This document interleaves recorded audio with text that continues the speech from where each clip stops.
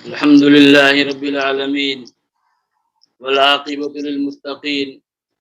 والصلاة والسلام على رسوله الكريم وعلى آله وأصحابه أجمعين ومن تبعهم بإحسان إلى يوم الدين وبعد.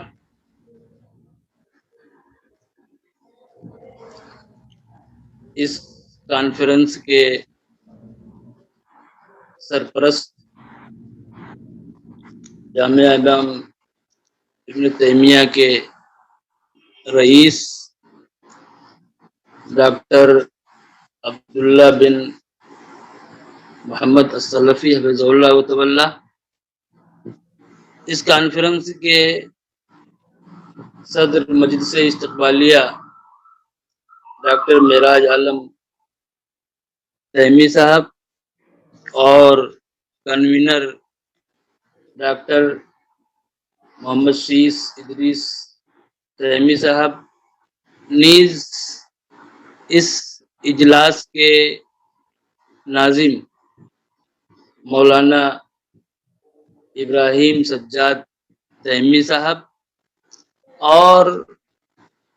جملہ ابنائے جامعہ امام ابن تیمیہ، نیز اس کانفرنس کے تمام شرکا، مشارکین و مشارکات، اس کانفرنس میں شرکت یہ ہمارے لیے ایک بڑی سعادت ہے، اور یہ کانفرنس ہمارے لیے انتہائی اہمیت کی حامل ہے۔ اس کی دو وجہ ہیں۔ ایک وجہ تو یہ ہے کہ یہ کانفرنس ایک ایسی شخصیت کی حیات و خدمات پر منعقد ہوئی ہے جو ہماری عقیدت و محبت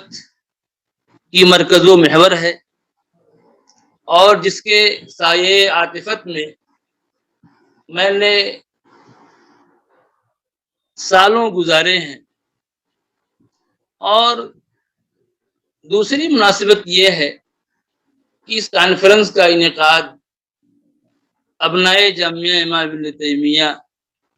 کر رہے ہیں، جو مجھے بے حد عزیز ہیں، اور یہ ابنا بھی مجھ سے محبت رکھتے ہیں اور تمام اساتذہ کرام سے رکھتے ہیں۔ اس لیے یہ کانفرنس ہمارے لیے انتہائی اہم ہے۔ اور جب میں نے اس کا اعلان دیکھا تھا فیس بک پر، تو اسی وقت دل میں یہ بات آئی تھی کہ اگر یہ ابنا مجھ کو نہیں بھی بلائیں گے تو بن بلائے میں اس میں شامل ہو جاؤں گا انشاءاللہ۔ لیکن پھر ان ابنا نے دعوت دی، اور اس کے لیے وہ شکریہ کے مستحق ہیں۔ اور میں یہ سوچ رہا تھا کہ کچھ چند سطور لکھ کر کے میں شامل ہو جاؤں گا اس کانفرنس میں، لیکن آج جب میں نے اپنے ان عزیزان کی مقالات کو سنا، ان کی گفتگو کو میں نے سنا، جس انداز سے انہوں نے علامہ رحمہ اللہ کی حیات پر گفتگو کی اور آپ کے حیات کے مختلف گوشوں کو واضح کیا، اس سے بے حد خوشی ہوئی۔ اور حقیقت تو یہ ہے کہ ان ابنائے جامعہ ابن تیمیہ کی رگوں میں نیا خون دوڑ رہا تھا، اور ان کے قلم جمع ہے، ان کے قلم میں روانی ہے، خوب لکھا انہوں نے۔ اور ایسا بھی نہیں کہ عقیدت کی رو میں بہ گئے ہوں اور لفاظی میں رہ گئے ہوں اور حقیقت سے دور چلے گئے ہوں، ایسا بھی نہیں ہے، بلکہ انہوں نے جو کچھ لکھا، حقیقت تو یہ ہے کہ ہمارے ممدوح علامہ ڈاکٹر محمد لقمان سلفی رحمہ اللہ کی شخصیت اس سے کہیں اوپر تھی، اس سے کہیں بالاتر تھی۔ آپ آج کے اس اجلاس میں آپ کی تفسیر کا تذکرہ آیا، آج کے اس اجلاس میں آپ کی دعوت کا تذکرہ آیا، آج کے اس اجلاس میں آپ کی सलफी गैरत व हमीयत का तस्करा है, तमाम बातें आई और उसके अलावा दूसरी चीजें आई और जो कुछ कहा गया उससे बहुत ज्यादा बुलंद आपकी शख्सियत थी। अल्लाह रब्बुल आलमीन ने आपको कितने कमालात से नवाजा था, उसका जिक्र कल से मुसलसल हो रहा है और लोग मुसलसल जिक्र किए जा रहे हैं आपके कमालात को, आपके जमालात को, और यकीनन जितना बयान किया जाए कम है, इसलिए कि आपकी जात इसी अंदाज की थी। मैंने बहुत सारी शख्सियतों को देखा और यकीनन वो काबिल तारीफ हैं, काबिल सताइश हैं, इसमें कोई शक नहीं है, लेकिन उन शख्सियतों का एक मैदान रहा। किसी ने किसी मैदान में काम किया, किसी ने किसी मैदान में काम किया, किसी ने अदब के मैदान को अख्तियार किया, किसी ने हदीस के मैदान को अख्तियार किया, किसी ने उर्दू जबान में काम किया, किसी ने अरबी में काम किया। लेकिन हमारे ममदूह डॉक्टर मोहम्मद लुकमान सलफी रहमहुल्लाह की शख्सियत जो है वो एक हमा जहत शख्सियत है। हर तरह से हर मैदान में उनके कारहाय नुमाया बिखरे हुए नजर आ रहे हैं। एक इंसान देखता है तो परेशान हो जाता है कि एक फर्द ने इतना बड़ा काम कैसे कर दिया, इतना बड़ा काम एक फर्द ने कैसे कर दिया। आम तौर पर ऐसा होता है, एक इंसान जो खालिस इल्मी हो तो वो अपनी उस इल्मी दुनिया में खो जाता है और वो बाहर की दुनिया से बेखबर होकर रह जाता है। लेकिन हमारे डॉक्टर साहब की हालत ये थी कि आपने अपने इल्मी काम को जारी रखते हुए लोगों की फिक्र की और अबनाए वतन की फिक्र की, कौम के नौनिहालों की फिक्र की और जामिया इमाम इब्न तैमिया के लिए अपनी पूरी सलाहियत, पूरी तवानाई, पूरी कुव्वत को आपने लगा दिया और ये आपकी इसी कुर्बानी का नतीजा है कि आज ये अबनाए जामिया इमाम इब्न तैमिया इस हालत में है, इस कंडीशन में है कि वो अच्छा लिख सकते हैं, अच्छा लिखते हैं, अच्छा बोलते हैं, अच्छी सोच रखते हैं, अच्छी फिक्र रखते हैं। बहुत सारी बातें आई यहाँ पर। बहरहाल डॉक्टर साहब के ताल्लुक से बहुत ज्यादा कुछ कहने की जरूरत नहीं है और आपके ताल्लुक से कुछ कहना ये सूरज को चिराग दिखाने के मुरादिफ है। मैं डॉक्टर साहब के मद्दाहों में से मैं भी एक हूँ और मैंने डॉक्टर साहब को पहली बार जामिया सल्फिया बनारस में देखा जब मैं वहां ज़ेर तालीम था। ये गालिबन 1986 या 87 की बात है। जामिया सल्फिया बनारस में इमाम इब्न तैमिया रहमहुल्लाह पर आलमी कॉन्फ्रेंस मुनक़िद हुई थी। डॉक्टर साहब उस कॉन्फ्रेंस की जीनत बने थे। उस कॉन्फ्रेंस में बड़ी बड़ी शख्सियात आई थी। डॉक्टर अब्दुल्ला बिन अब्दुल मोहसिन अत-तुर्की भी उसमें तशरीफ लाए थे। ऐसे ही मौलाना अली मियां नदवी रहमहुल्लाह भी उसकी जीनत बने थे और इसके अलावा जनाब शेख अब्दुल समद अल कातिब भी उसमें तशरीफ फरमा थे। डॉक्टर साहब भी अपने गिरा कदर मकाले के साथ उस कॉन्फ्रेंस में शरीक हुए थे और मैंने पहली बार उनको डॉक्टर साहब को वहीं देखा था। उसके बाद फिर फरागत के बाद अल्लाह रब्बुल आलमीन ने मौका इनायत फरमाया और फिर डॉक्टर साहब की साए आतिफत में रहने का और काम करने का मौका मिला। उस मौके पर मैंने आपको बहुत करीब से देखा और जितनी बातें आपके ताल्लुक से बयान की जा रही हैं उससे कहीं ज्यादा मैंने आपको बुलंद और उससे ऊपर पाया। डॉक्टर साहब की जहां तक सलफी गैरत की बात है और अपने मनहज के लिए हमीयत की बात है तो मैं उसी जामिया सल्फिया की कॉन्फ्रेंस के हवाले से कहना चाहता हूँ कि डॉक्टर साहब के यहाँ इस तरह से गैरत कूट कूट कर भरी हुई थी कि आप किसी भी मौके पर किसी भी तरह से आप अपने मनहज से अपने हदफ से कहीं भी आप इनराफ नहीं करते और अगर उस मनहज के खिलाफ कोई चीज आती थी तो आप किसी की परवाह भी नहीं करते थे। चुनांचे उस कॉन्फ्रेंस में एक बड़ी ही कदावर शख्सियत थी हिंदुस्तान की और بڑا ہی مقام اور مرتبہ اس شخصیت کا ہندوستان میں بھی اور ہندوستان کے باہر بھی. اس بڑی اور عظیم شخصیت نے اپنا مقالہ پیش کیا تھا، جس مقالے میں انہوں نے امام ابن تیمیہ رحمہ اللہ اور شیخ احمد سرہندی رحمہ اللہ کے درمیان تقابل پیش کیا تھا. اور تقابل اس طرح سے پیش کیا تھا کہ انہوں نے شیخ سرہندی کو امام ابن تیمیہ رحمہ اللہ کے برابر کا مجدد ثابت کیا تھا، بلکہ اشاروں اور کنایوں میں شیخ سرہندی کو تھوڑا ان سے اور بڑا ثابت کرنا چاہتے تھے. ڈاکٹر صاحب رحمہ اللہ نے ان کی اس گفتگو پر اس پر نقد کیا اور اس چیز کو ثابت کیا کہ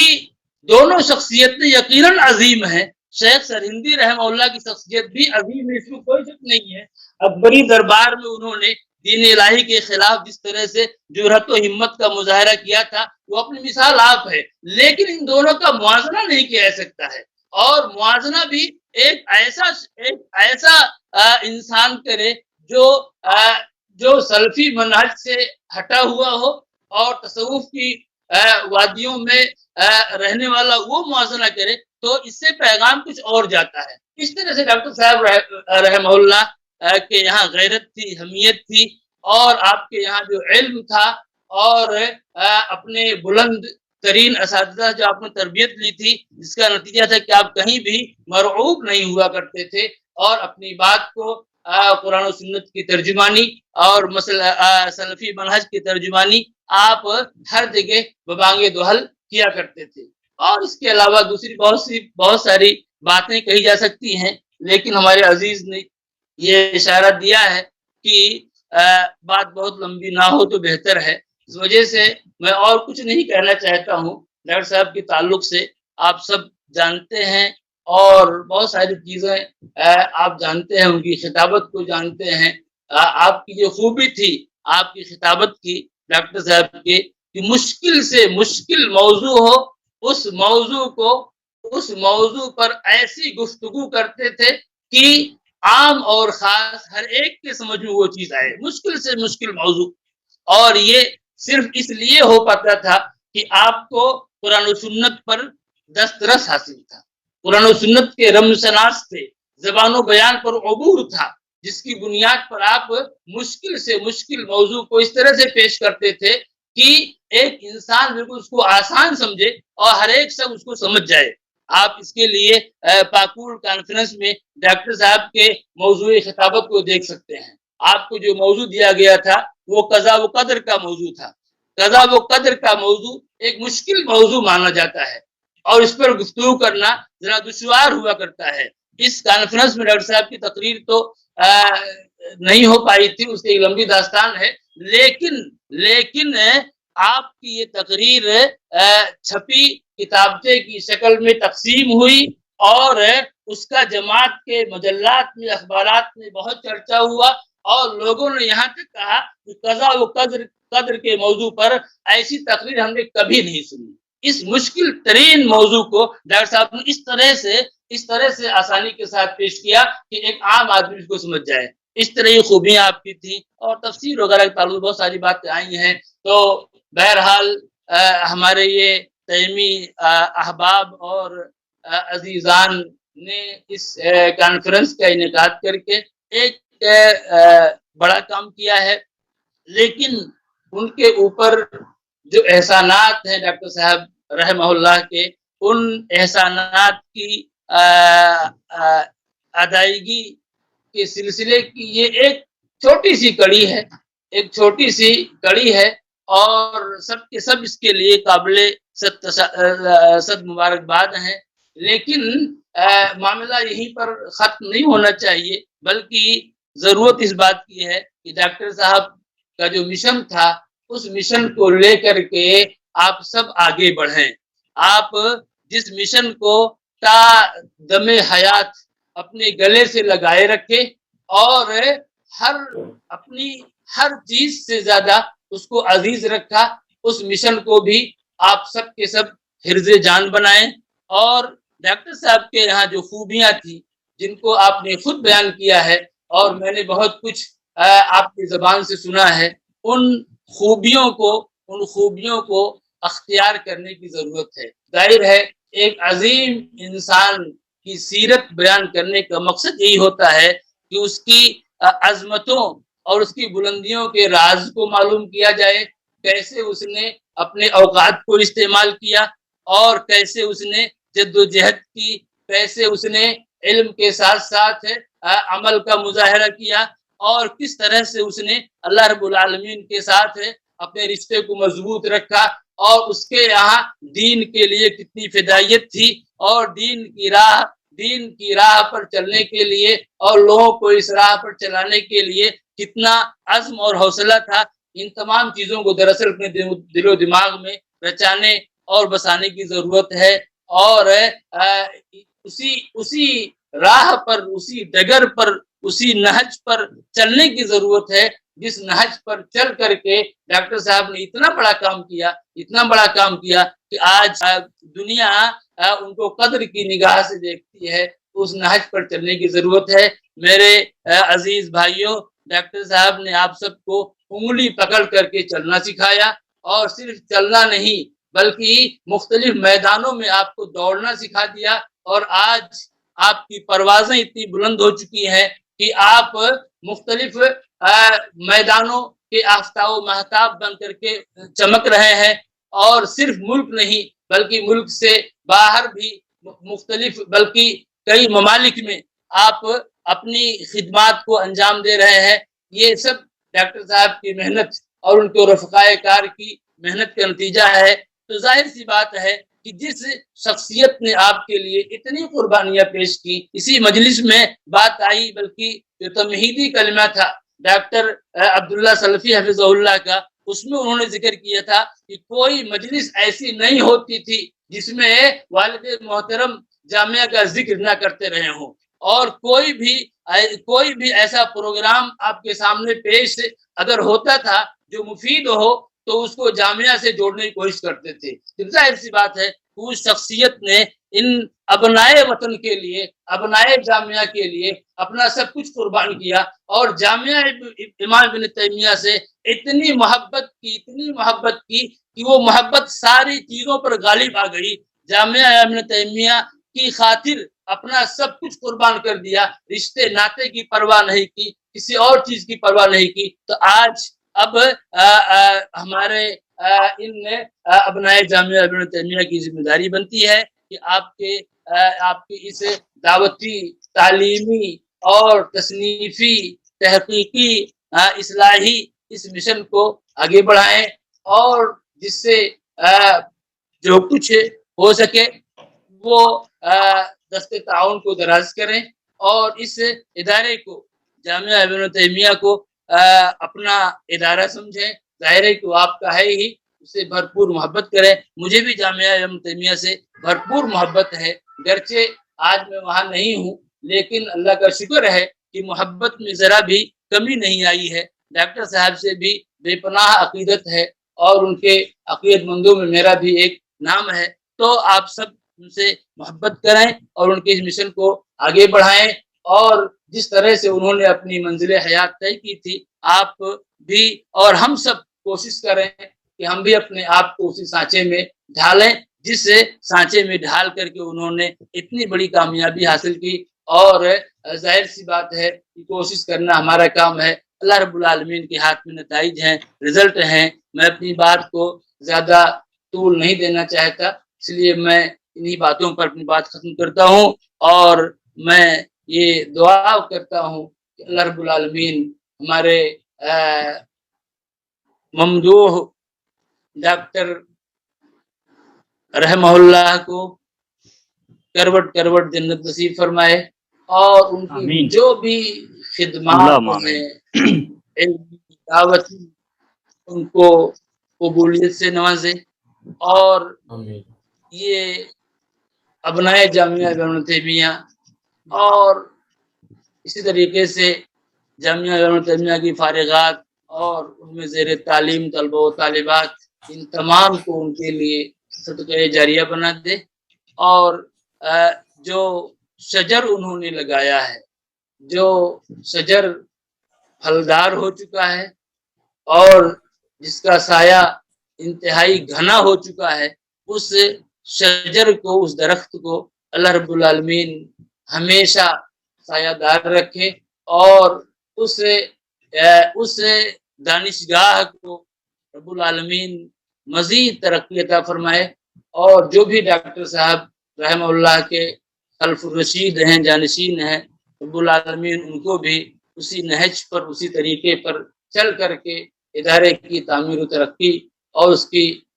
توسیع کی توفیق ارزانی فرمائے، اور رب العالمین ہر طرح سے اس ادارے کی اور اس ادارے کے ذمہ داران کی، اس کے اساتذہ کی، اس کے متعلقین اور منصوبین کی اور اس کے ابناء کی حفاظت فرمائے، آمین رب العالمین۔ صلی اللہ علیہ محمد وعلی آلہ وصحبہ وسلم تسلیما کثیرا۔ السلام علیکم ورحمۃ اللہ وبرکاتہ۔